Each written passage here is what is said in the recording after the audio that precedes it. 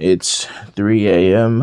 My colic is spiked and I am not sleeping. My brain is moving. So I was thinking that I am not a vegetarian. I am not a fruitarian. I am not vegan by any means. My diet doesn't fall into any category, but there are some regurgitated philosophies that I could connect to what I consume on a daily basis, and that's let your food be your medicine. And today, whenever I take into account what I have been eating and how I feel, what my blood sugar is, what my blood pressure is, how much fluid I have on me since I'm a type 1 diabetic, end-stage renal disease patient with sometimes hypertension.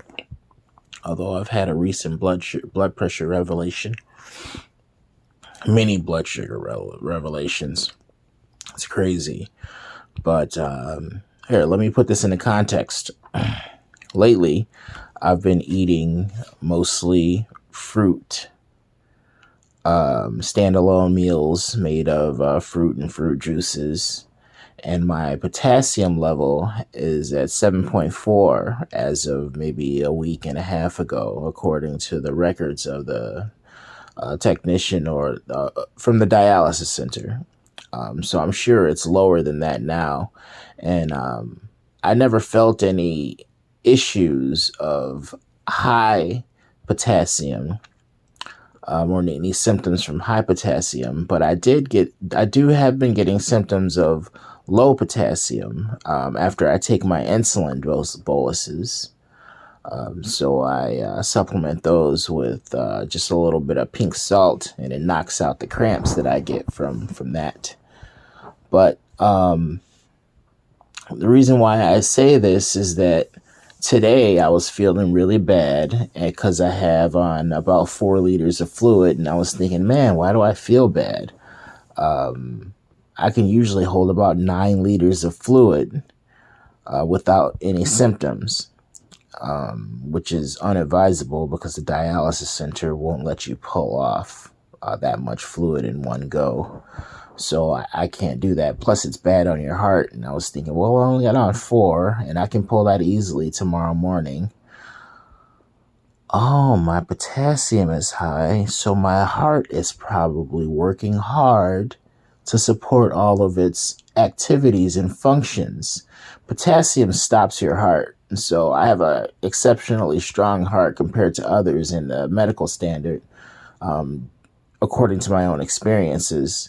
So what I did was I took an extra dose of my potassium binder, and I decided to lay off the high potassium nutrient dense foods, and I got myself a hamburger so that I could take insulin and have some sustenance, the meat, without all the fruits and vegetables raising my potassium.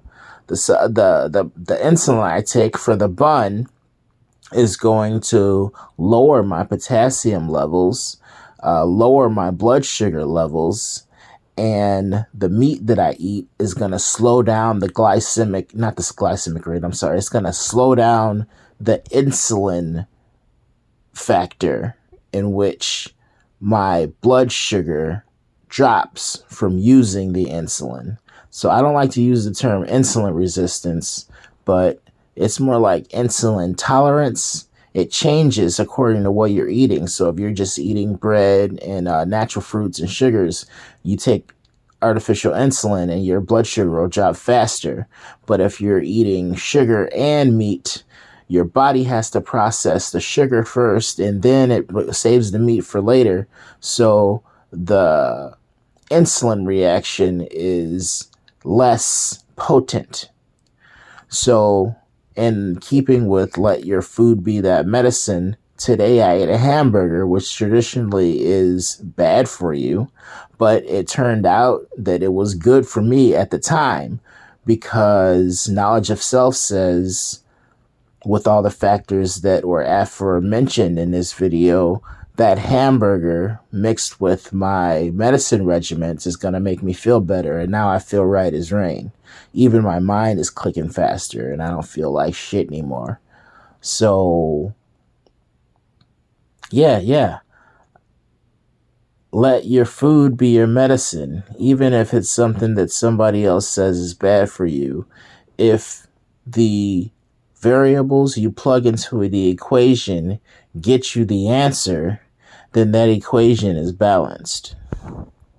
Let your food be your medicine. Take care.